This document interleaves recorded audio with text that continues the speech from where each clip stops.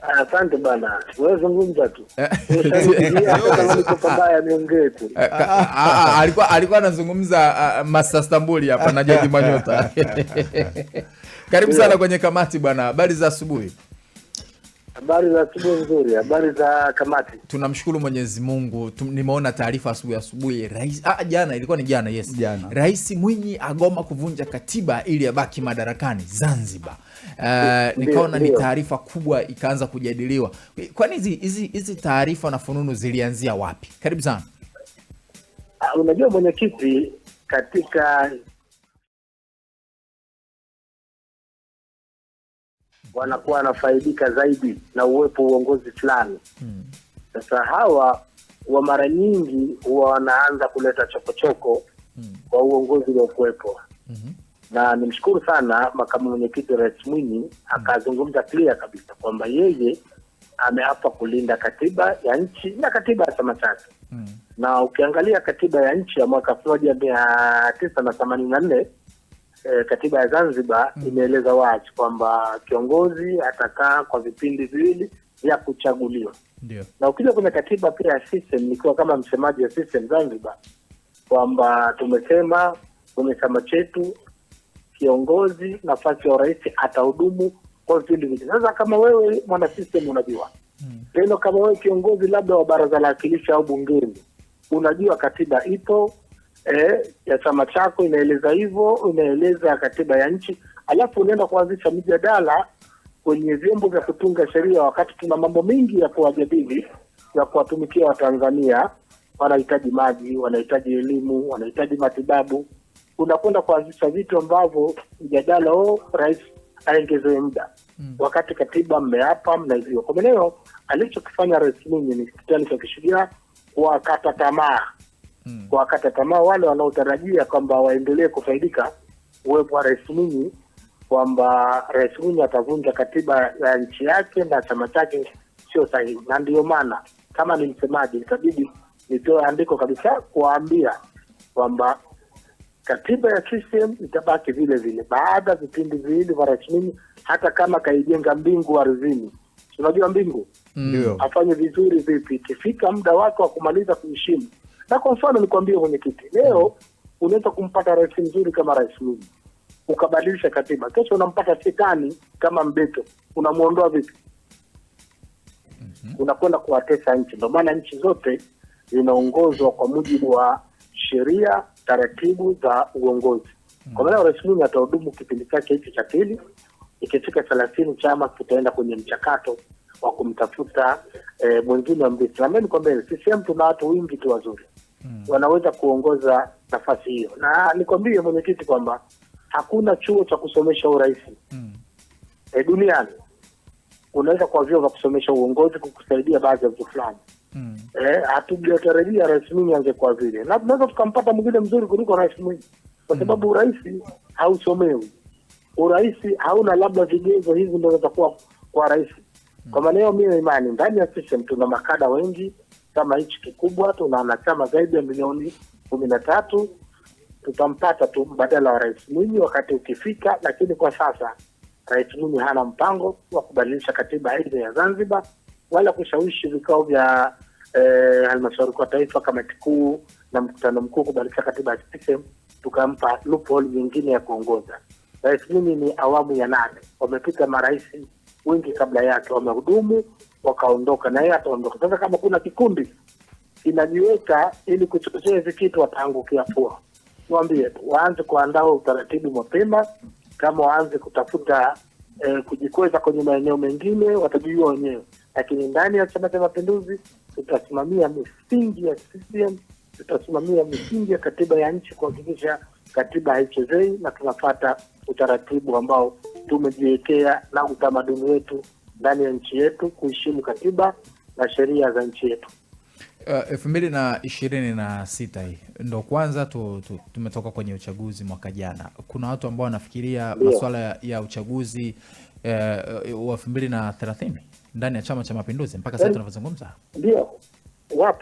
Wapo na haya yameanza makundi. Unajua sasa hivi ukiukweli hawa viongozi wengi hawa waliokuwa katika nafasi za juu wenye kutamani kuwa rais wa Jamhuri ya Muungano ama rais wa Zanzibar wameanza kutengeneza makundi. Na hata ukiwasikia viongozi wetu wakuu, mwenyekiti wetu rais wa Jamhuri ya Muungano Mama Samia, Dr. Mwinyi, wanapiga kelele, hata ufanisi unashuka. Sasa wamejielekeza, wanajua huyu anaondoka, hakuna kitu tutakupata tena. Wanaanza kufocus nani anahitaji wa nani ana mvuto, kuanza kuweka makundi. Lakini hilo jambo sio sahihi kabisa, kwamba tuna miaka 4 wa kuwatumikia Watanzania. Tuna miaka 4 wa kuwatumikia wananchi wa nchi hii. Tumpe support marais wetu, watekeleze yale ambayo tuliowaahidi ndani ya kampeni na tulioweka kwenye ilani yetu, lakini na yale ambayo viongozi wetu waliahidi katika maeneo mbalimbali yanafanikiwa. Kama wewe ni waziri, umepewa jukumu la kusimamia TANROADS, umepewa kusimamia labda usafi, umepewa kusimamia malote, focus katika kutekeleza majukumu yako uliopewa, si kuanza kutafuta nani atakayekuja kuwa rais, uanze kujipendekeza kwa ili uendelee kufaidika. Mimi nadhani kauli ya Rais Mwinyi imefunga mjadala huu. Of course kuna watu imewekera, na mimi nilipotoa andiko langu kuna watu nimewakera.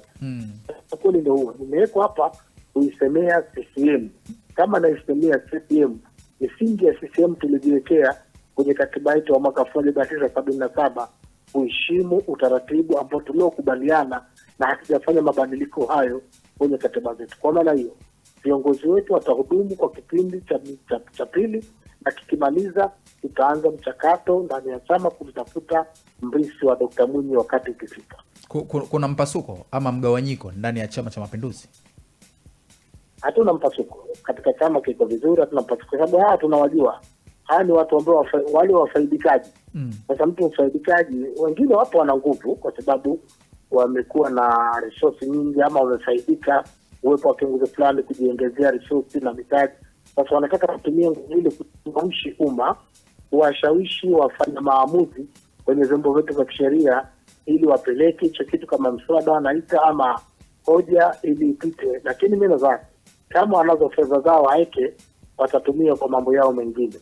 Ndani ya system mpaka sasa hivi hatuna mpango wa kumwongezea Rais Mwinyi muda wala kiongozi mwingine wote kwa mujibu wa katiba, na bahati nzuri Rais Mwinyi ni muumini wa kutekeleza katiba na sheria, na amesema wazi kwamba hana mpango huo na kuna muda mrefu wa miaka 4 ya kuwatumikia wananchi.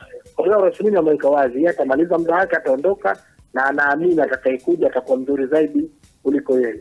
Kuna agenda settings ambazo huwa zinafanyika na zinakuwa na impact kubwa sana. Unamwambia nini mwananchi wa kawaida ambaye na yeye pia hii agenda ambayo ilikuwa imesetiwa na watu ambao kama chama mmewakataa, na wenyewe wakapita nayo wakaona kabisa kwamba kuna umuhimu na wakatamani na kuona kabisa kuna umuhimu wa Rais Mwinyi kuendelea? Unamwambia nini? Mimi nadhani Rais Mwinyi ni Mtanzania, ataendelea kutumika kwenye maeneo mengine. Kwani sisi tunaye mzee Kikwete, bado tunamtumia. Tunaye mzee Shein, sisi tunamtumia. Tunaye mzee Karume, sisi tunamtumia. Kama Mtanzania ataendelea kutumika tu. Si lazima awe rais. Simamo wa chama, na mimi ndo kauli yangu ya chama nasema, ndio msemaji wa Zanzibar, kwamba hatuna utaratibu wa kumwongezea Rais Mwinyi muda. Na bahati nzuri mwenyewe amesema kwamba yeye hana mpango, anaheshimu katiba ya nchi, anaheshimu katiba ya chama chake. Sasa watu wasimlishe maneno wala wasimtengezee ajenda ambayo haipo kichwani mwake. Dr. Mwinyi amelelewa kwenye chama, anakijua chama, anajua taratibu za chama, anajua katiba ya nchi. Alafu bado ana nguvu, tutamfikiria kumtumia kwenye maeneo mengine. Kabla sija kukabidhi kwa jaji, naye pia ana nongwa zake anataka akupe, lakini mimi nataka nikuulize mjadala kama huu ushawahi kutokea Zanzibar? Imesha kutokea na kumbukumbu zangu umewahi kutokea wakati wa Dr. Salmini. Likazimo kipindi kile Mwalimu mwenyewe alikuwa hapo, Mr. Stambuli nakumbuka sana Dr. Salmini Amori. Ikaja kipindi cha Dr. Karume na yeye, lakini hawa viongozi wamekuwa makini, tukavuka salama. Kwa maana hili litakwenda kama lilivyokwenda wakati hizo za nyuma. Karibu sana jaji. Mimi nisimuwezi, ila anisikilize ninachotaka kumkumbusha. Mwenyekiti wao wa kwanza Mwalimu Julius Kambarage Nyerere alisema Chama cha Mapinduzi lazima kiteue mgombea kwa kusikiliza watu, yule anayetakiwa na watu. Sasa mimi mwenyekiti nimemsikiliza Mbeto huko kwenye Mwinyi, kwenye katiba yao mimi sisemi, Lakini najaribu kuona kwamba je, CCM wanaweza wakaiasi hii kauli ya Mwalimu kwamba yeye Mbeto akawa hataki, katiba yao haitaki, wananchi wakataka, wananchi wakataka kweli kweli kwamba Mwinyi abaki tu, sisi hatukubali, sisi Mwinyi huyu ndo wetu. Ina maana CCM mtaziba masikio na kukataa kauli ya mwasisi wenu wa chama ambaye ametaka msikilize wananchi wanachokitaka? Karibu sana Mbeto. Na Jaji Manyota, mimi labda nikwambie kitu kwamba Watanzania wanajua vizuri sana katiba. Na tusiwatengenezee kitu tukawatia kwenye akili zao. Nachotaka kusema kwamba Watanzania wanajua, wanafahamu utaratibu wa nchi yao, katiba yao na utaratibu wa chama chao. Mimi niwahakikishie tu Watanzania hizo mawazo hawana.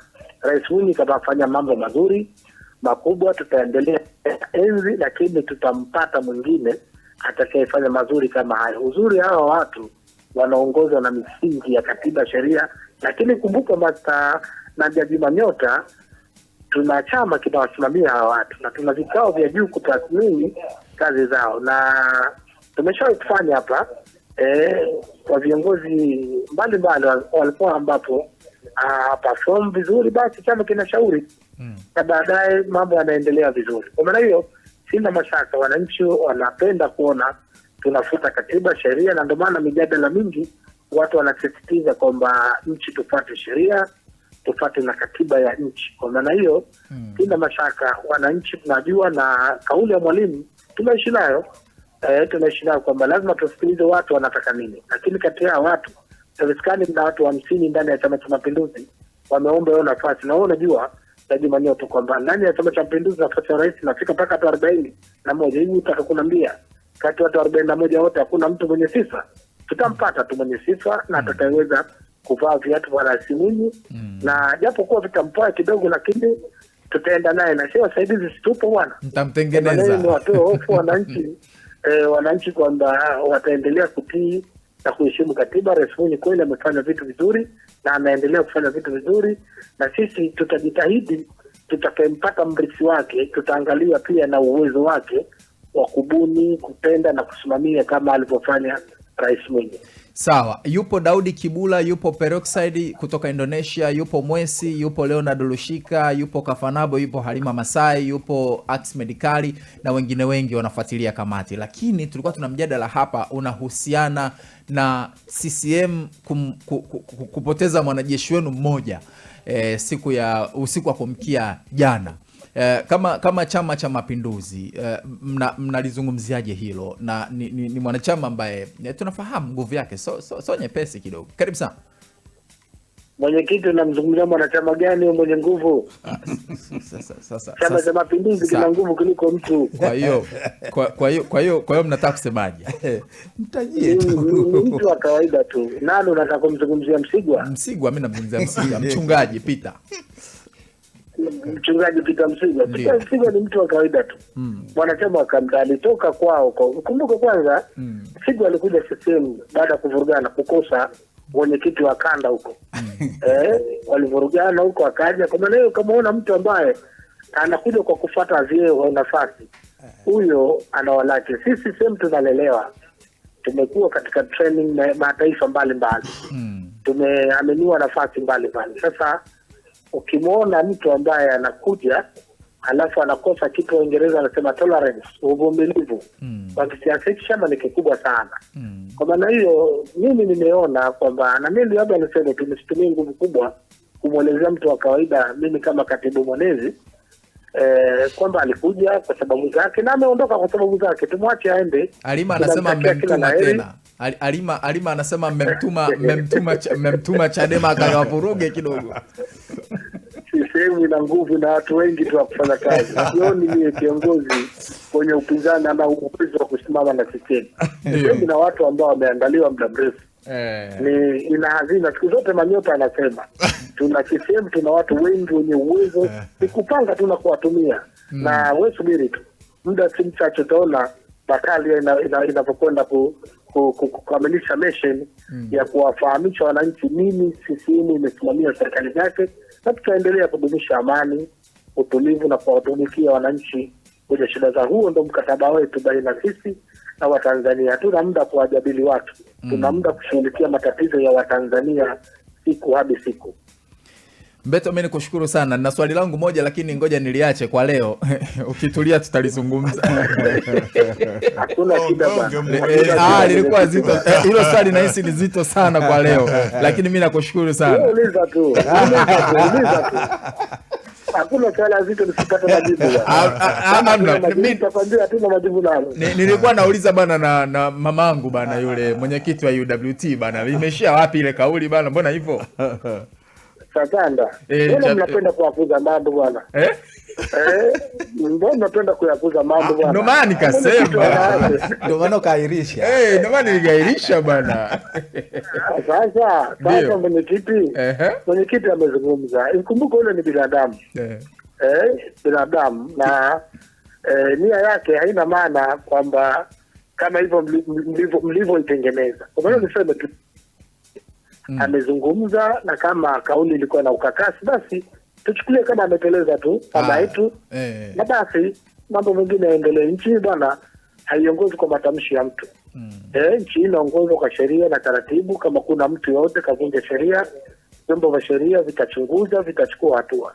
Sasa si kama kauli ya mwenyekiti wetu wa UWT ichukuliwe kama ni kauli ya CCM ama kamaanisha hicho ambacho mnachokitaka kukitengeneza. Mimi nadhani kama binadamu katika kuzungumza kuteleza. Na ikumbuke mwenyekiti kwenye kuzungumza kuna ufundi. Sio rahisi usifikiri hawa wanaozungumza ni rahisi tu. Kuzungumza pia kunataka ufundi katika public. Kwa maana nikwambia mwenyekiti kauli ile tuichukulie kama ya kibinadamu. Amezungumza mwenyekiti wetu na imeisha, na Tanzania turudi tuendelee kulijenga taifa letu. Okay. Kwa hiyo sio ajenda ya chama, na wala sio kwamba Chama cha Mapinduzi kimeseti tu ajenda kuipachika ili mambo mengine yaendelee kama. Hapana, kwa sababu hatuna kitu cha kuhofia. Ndio. Hakuna upinzani nchi inaweza kusimama na CCM. Kuna mtu pale, hakuna watu. Wako watu wanataka kule. Wanazunguka kwa mitoro. Hizo za mziki tu.